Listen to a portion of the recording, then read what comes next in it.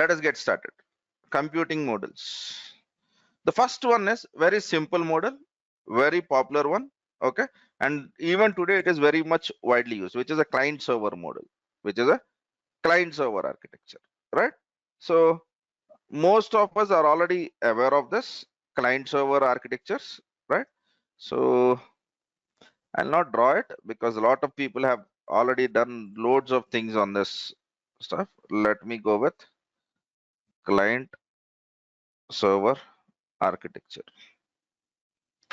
Right.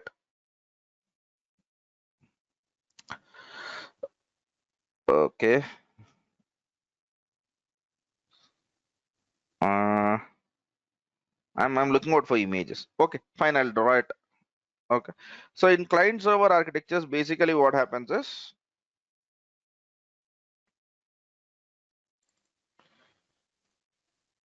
all right.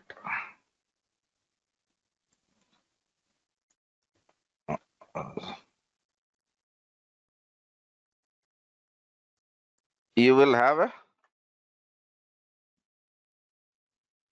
server. Okay. And this server will have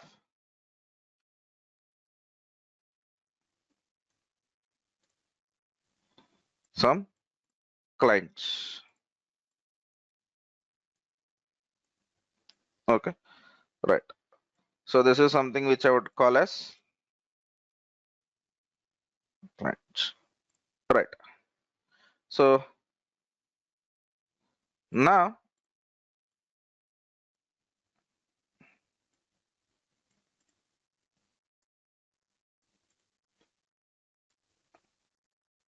all of your clients will be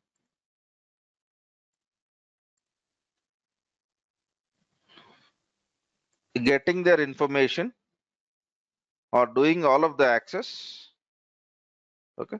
Whenever they want any information, they will communicate with the server, and server will respond back. And server will respond back. Very, very simple architecture, right? So client server architecture. Okay. So here in client server, okay. So generally these connections, okay, they are TCP or IP connections. Generally, okay. It is not a rule that everyone has to be a TCP or IP connection. That is generally how the basic stuff is done, right? So this client server architecture is very, very widely used in your business applications. For example, in your company, you might have a ERP application. You might have definitely heard about SAP, right? Or many different systems. I'm not speaking about one system. There are a hell lot of systems which fall under this area. Okay. So in this, generally, client will be not making any decisions. Whenever it has to basically do, it will forward the decision to the, it will forward the information to the server, and server will make all the logical processing of it, and then it will give back the results. It will give back the results. Okay. Right. And generally clients will have less hardware resources, less need for hardware resources compared to server. Okay. Compared to server. And generally the servers, we might horizontally scale them, or when I say horizontally scale, you might increase the number of servers, right? So basically client, okay, and server, two simple components. Okay. They might be, most of the times they are connected over LAN kind of systems, right? Over LAN kind of system. So this could be your application running over here, all right? Actually your application users are over here. Okay. Actually your application users are over here. This was a very, very popular model, and not was, it is a popular model. It is a popular model. All the clients communicate with server. All the clients communicate with server. But the problem, that there is an advantage and there is a disadvantage of this approach. Advantage is it is very, very popular. It has been running the businesses from quite a few time. But over here, one big disaster of this approach is we have a single point of failure. If our server goes wrong, all of your systems will go down for a failure. Okay, 1 minute. Let me have it. Oh, it's 9. Okay, I'll be basically using images. Client server is very easier one, so I'm not writing too much of description about it. Okay, so you have clients which are connected to your servers, and whenever your server wants to make a decision, okay, it will forward the request to the server, and server will process your information. It will run your business logic or whatever it takes for you to answer that question. Okay, the disadvantage is basically, right, it has a single point of failure. If that server goes wrong, everything goes wrong, and your server has to be a beast. Your server has to be a beast. Okay, so your server has to be very what do you call, it has to be very strong. It has to be very, it is a very huge server generally. And I'm quite sure that you might have visited some hospitals, and you might have seen the systems over there. Whenever you get into the hospital, right, a receptionist will basically take down the entry of your systems, and then that will be forwarded to other healthcare systems. You go for a scans. Most of the times, all of that architectures are basically in client and server mode. Okay, so then what industry has done is they didn't like this idea of having everything at one part, and they have implemented something like a 3-tier architecture. So remember when we discussed about a web server, app server, and a database. So you as a client will speak with web server might forward the request to a database, or web server might forward a request to a database or application server or any middleware component for that perspective. Okay, those are the little bit improvisations of client server architecture. Okay, right. And now these days what is happening is, in this client based architectures, I have said that most of the times we use TCP IP, but even right now some of the applications also tend to use internet for that, okay, and this is very popular model, and I think that it's okay. Okay, we understand this, but the thing which we need to understand is a distributed system. Okay, so a distributed system works in a little bit different way. Okay, so let me go with distributed systems. I'll see if there is any image which I can basically find it.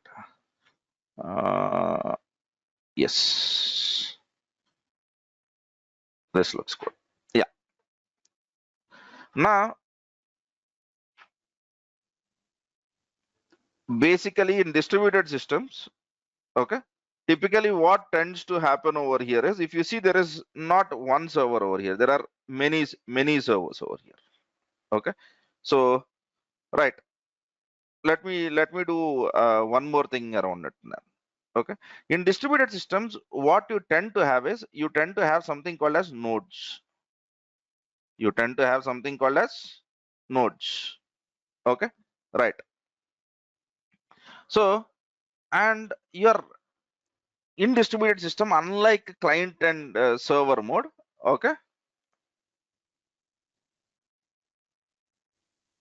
let me remove this. Okay, you'll still have a client, okay, who wants to access your application. Yeah, and basically, rather than having one server which does the job,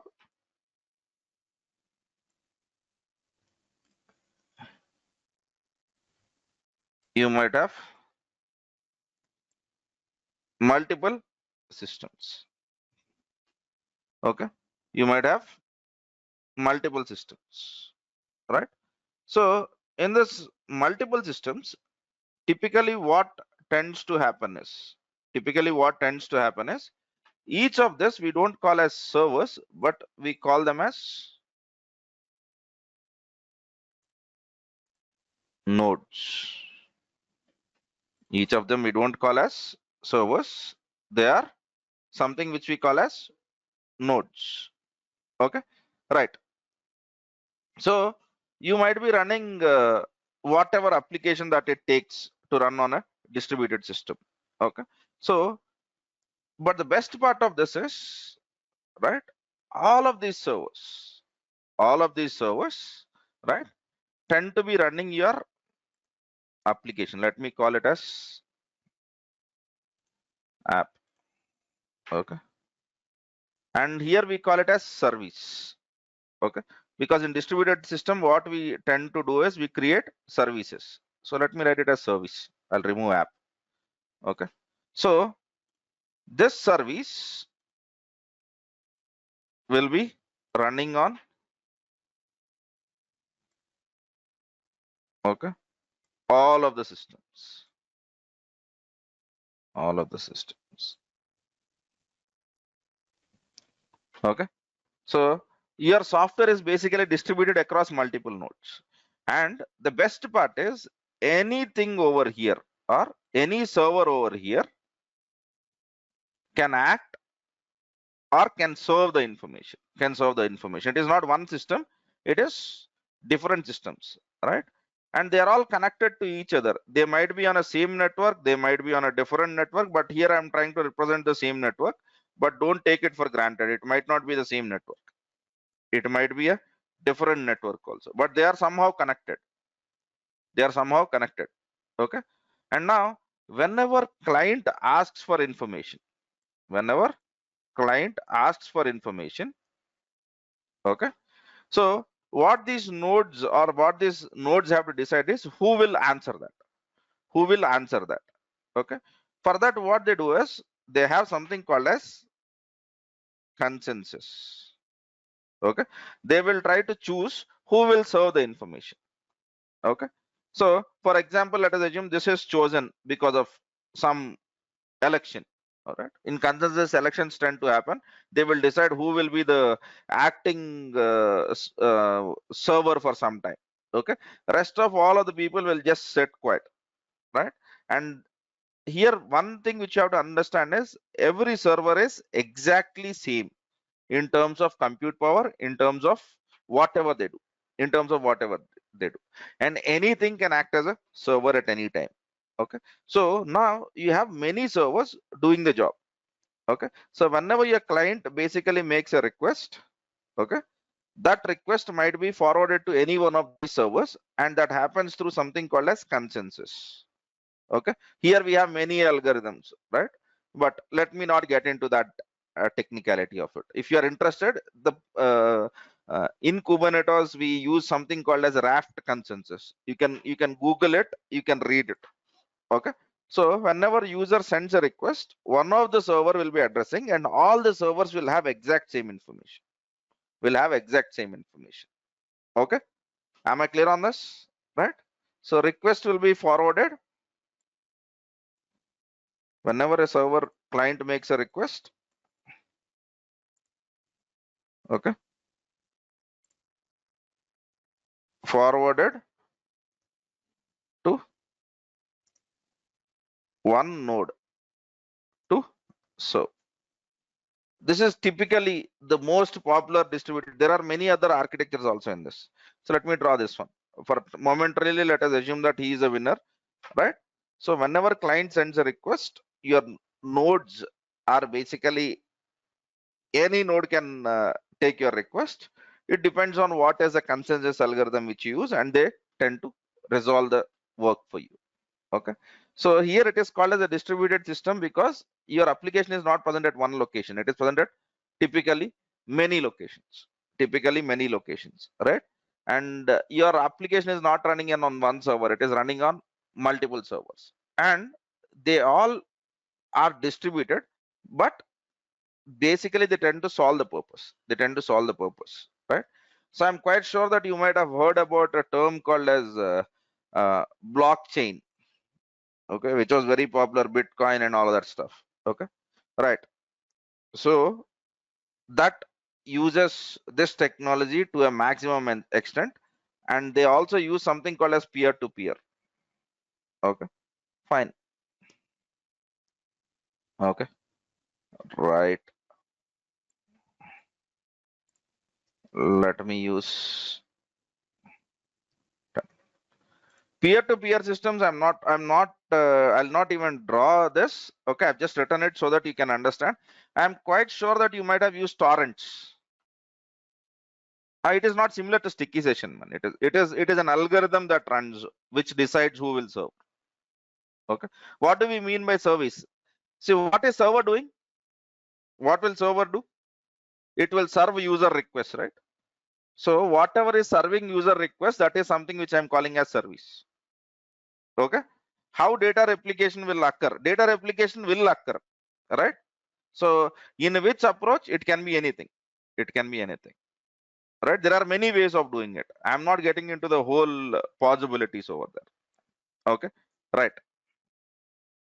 So for example, there are some distributed systems who use something called as shards and replicas, right?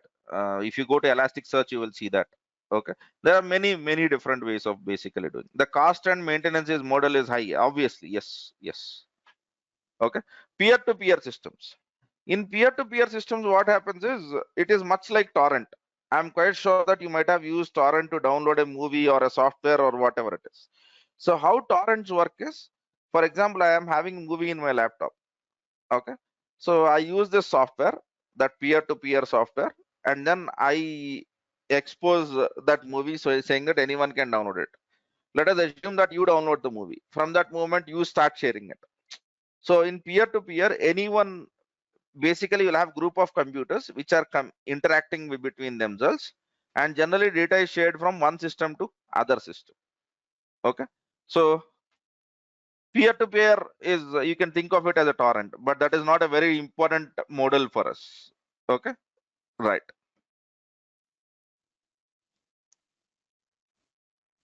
In distributed systems, if all the servers and nodes are nodes, then there shouldn't be something like a controller. The answer is yes, there should be a controller. And if you basically look at it, for that they basically use consensus algorithm to find out who is a controller. Okay, or you can choose a controller. That's what I'm trying to tell. Okay, but generally that is dynamic these days. Okay, now let us come back to this. Okay, there is some other question. Let me look at it. Okay, right. Clusters. What is this cluster concept? So we come across Hadoop cluster, database cluster, Kubernetes cluster, Docker cluster, right? So what do I actually mean by cluster? Okay, right. Uh, so if I have to simplify, let me see how I can basically simplify it. Uh, all right. What is the easiest example which I can give you? Fine. So let me not think I'm not getting an example of that. Let me see if I can get it over. So cluster is nothing but it is group of systems connected. Okay, or group of connected systems might be a better term. Connected systems. Okay, and they can be viewed as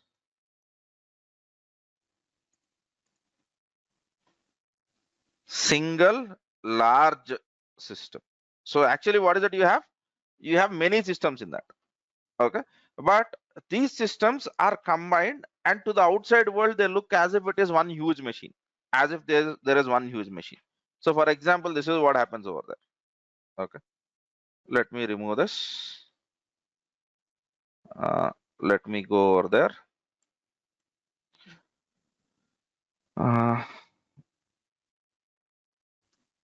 Okay, I'll use a different server over here. Okay, right. So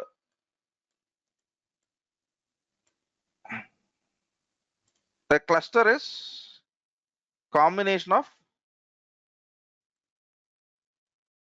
multiple machines. Okay, is combination of multiple machines, right? Then you might tell that, okay, this is also looking like a distributed system. What is different over here?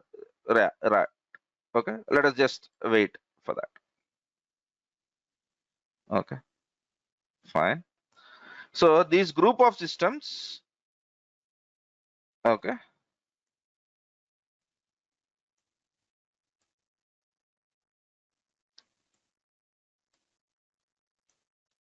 okay. So pardon me about my image quality. I can't do better than this. Okay, the whole concept is basically trying to make you understand. So here we have some servers, right? So and these servers basically there are actually many servers over here. Okay, but the best part is these servers will look, okay, totally there are 7 servers. On the 7 servers, okay, they will combine together. Okay, so for example, okay, this is a cloud symbol, let me not use that. Okay, they all do the work. Okay, but to the outside world they would not look as 7 computers, they would look as, or you might, it might give a feel as if it is a single large system doing the job for you.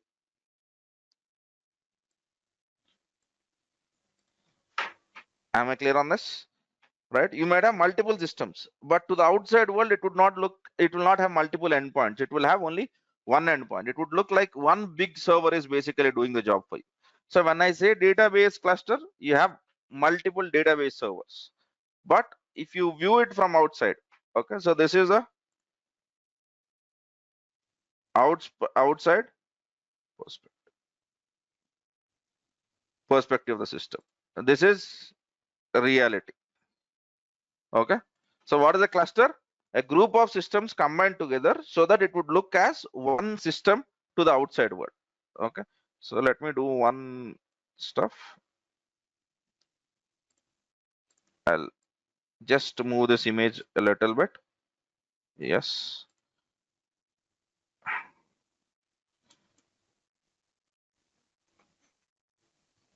Okay, let us find a user who looks good. Okay, so for the user it would look as if it is a one system, but in reality it is compromised of multiple different servers doing a lot of work, right? So for example, whenever we say Hadoop cluster, basically what is it?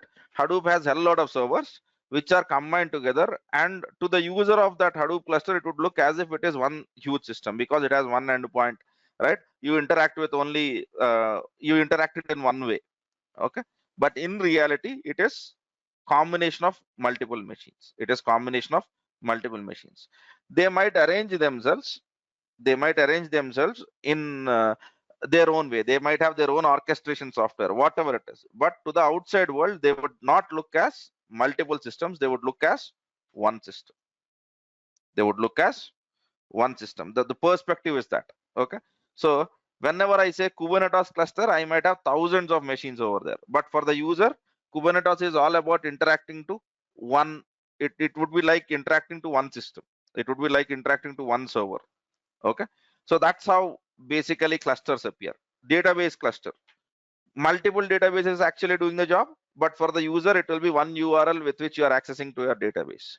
Hadoop cluster, thousands of systems joining together to form a cluster, but to the outside world it would be like you are interacting with one system. This is what a concept of cluster is. Okay, so what is the difference between load balancer and cluster? Right, there is no relation itself, right? What is load balancer used for? To send the load across to multiple systems, right? Here, there you are basically sending the traffic to multiple nodes, right? So there is no relation at all. Okay. What will we do if there is error on some system? There will be fault tolerance ways. There will be fault tolerance ways, right? Yeah. Okay. So am I clear on it? So whenever someone uses a term called as cluster, what they are typically trying to tell you is I have thousands of machines, or I have hundreds of machines, or I have tens of machines. But I combine all of them together. It will be viewed to you as if you are working on one system, but actually you're not working on one, you're working on multiple different systems. They distribute the load. They basically share the work among themselves, right? Or the work might be done by one node itself. There are many ways of how the cluster works, right? So, but the whole point is cluster gives a single machine perspective to the user. Am I clear on this? Yes. Cluster is basically availability of servers. No, sir, not it is not availability of servers, right? If it is availability of servers, then it is altogether a different thing. Cluster is you are going to do things, okay, by giving a simple interface to the user. You are not trying to hide all the difficulty which you are basically seeing within the cluster. Cluster is basically to do the jobs which are compute intensive, right? So where you want to get additional benefits. For example, if one server fails in a cluster, your application will not be stopped because there are many others to basically do the work for you. Okay, right. What happens when the main server, when something goes down? So, as Patrick, so every cluster has some kind of resiliency options, right? Every server has some kind of resiliency options, right? So going forward, when we learn about Kubernetes, we will tell when this will fail and when this will not fail. In the same way, here you have multiple systems who are doing the job for you, right? So one server going down, there is nothing called as main over here. Yeah. So if one server goes down, then what will happen depends on how it is fault tolerant, right? So which server has gone wrong? Okay.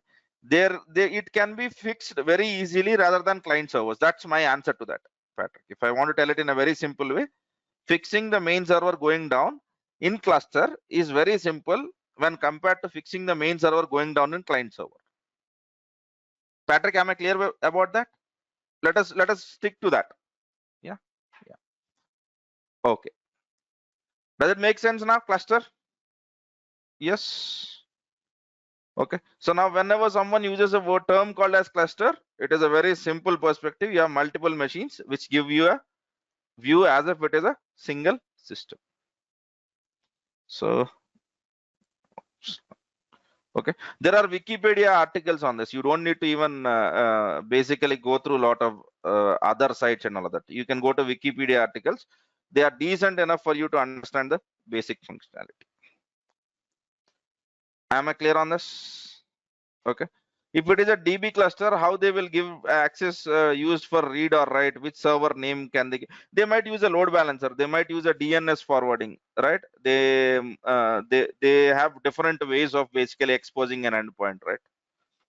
Okay. It is too much space and too much cost. Yes, Nagur, you're right. It is too much space and too much cost. That's the reason why we use clusters for advanced applications, not for simple applications, right? We don't use clusters everywhere. We use clusters wherever it matters, right? Yeah. For running simple WordPress kind of applications, we might not need a cluster, right? But for running something intensive, yes, you might need a cluster. Okay, guys. So, right. So today I said that, okay, we will be doing something in Linux machines, right? Okay. So, right. Are there different kinds of clusters? Yes, sir. There are different kinds of clusters on how they manage themselves, right? So,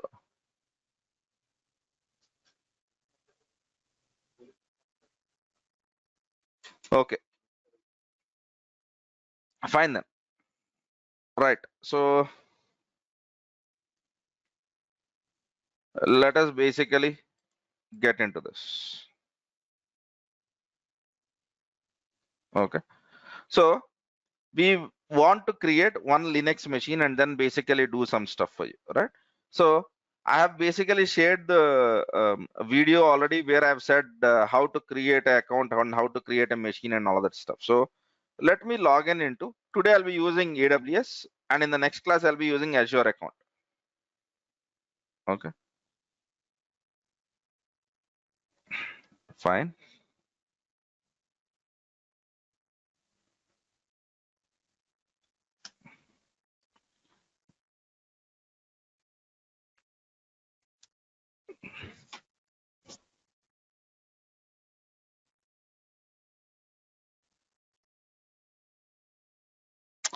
Okay. So as I said, my expectation is everyone should have watched the videos yesterday and tried to create it. Okay, fine. So, so I have one machine which is already available. I'm just starting that machine.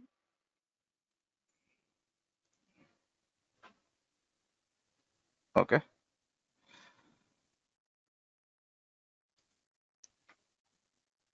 So if you have used AWS and if you want to terminate the machine, you have to select that machine, instance state, terminate. In the case of Azure, go and delete the resource group. This is the answer to Vijay, who has asked me in the beginning of this class, how do I do that? Okay. Select your machine, action, instance, and terminate. If it is Azure, go and delete the resource group. All right. Fine. So let me select this machine. Okay. So now I want to log in inside this machine. To log in inside this machine, as I said, if you are using Windows, you can use git bash. If you are on Windows 10 latest version, you can use Windows PowerShell itself. Let me use git bash.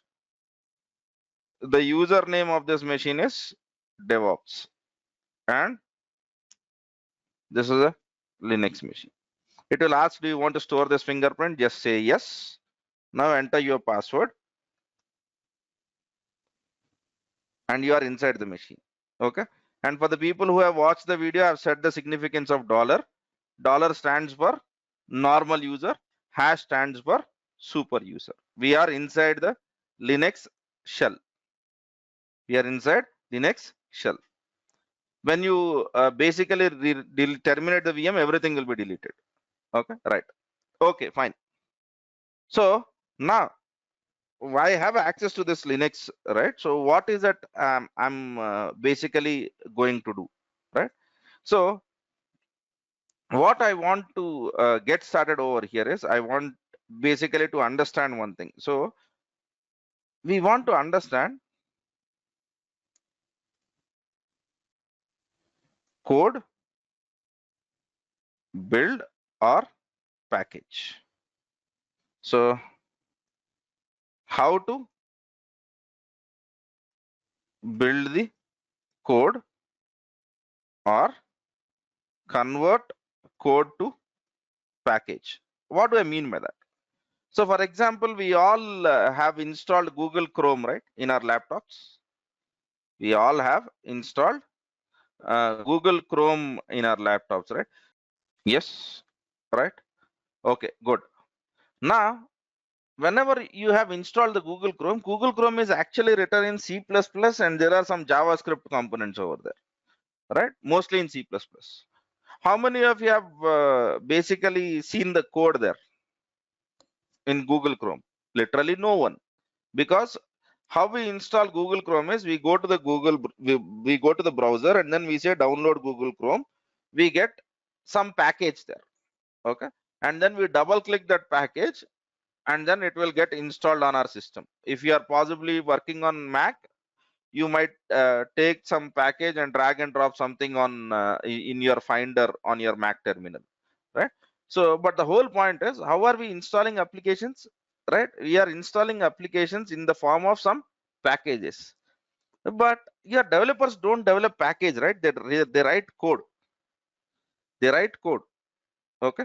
So how can we convert code to some package? That is the basic journey over here. That is a basic journey which we are trying to understand. Am I clear on our setup? Right? So developers write code, but when the application is deployed on end user or on environments, I'll put it in this way, on environments, they might not be using code directly, right? To deploy applications, we generally use packages. Okay. Yes. So for example, Google Chrome installer is used to install Google Chrome, not directly the code written. Okay. So this is a desktop software. Okay. So how about the softwares? How about the applications on the servers? So if your company is developing applications, how about, I'll put it in this way, deploying the softwares, right? So whatever you have done on the Google Chrome, you can call it as you have installed the Google Chrome, right? But on the server side, of the world, so whenever you are basically ensuring that your application is running, we don't call it as installing the application, we call it as deploying the application. We call it as deploying the application. Installing and deploying in a very 10,000 feet overview, they look exactly, they give you the same meaning, right? So making an application available for usage is deploying. Okay. So deploying might require you to do installations also. That's how it looks like. So you have, we use the deploy term generally on the servers, generally, but it is not restricted to that.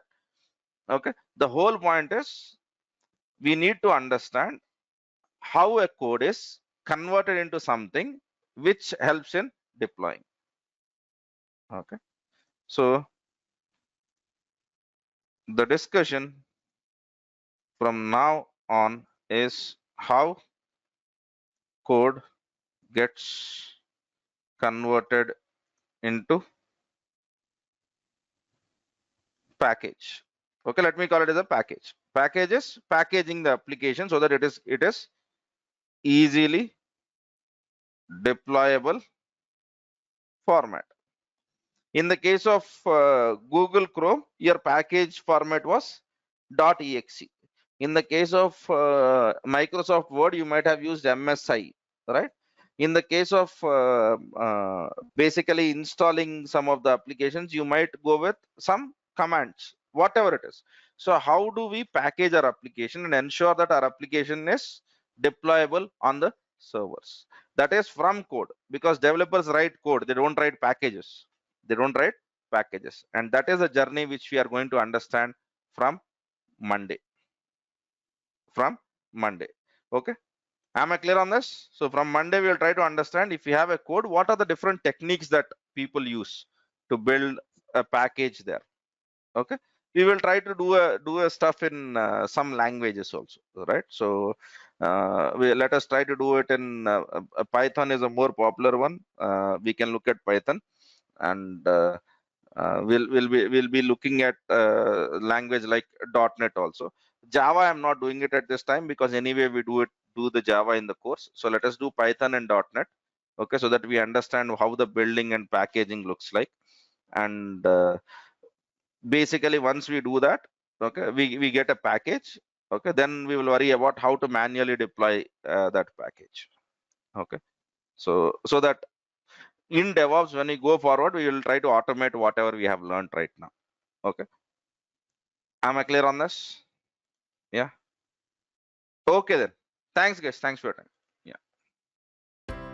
Thanks for watching. For more videos, subscribe our channel and click on bell icon.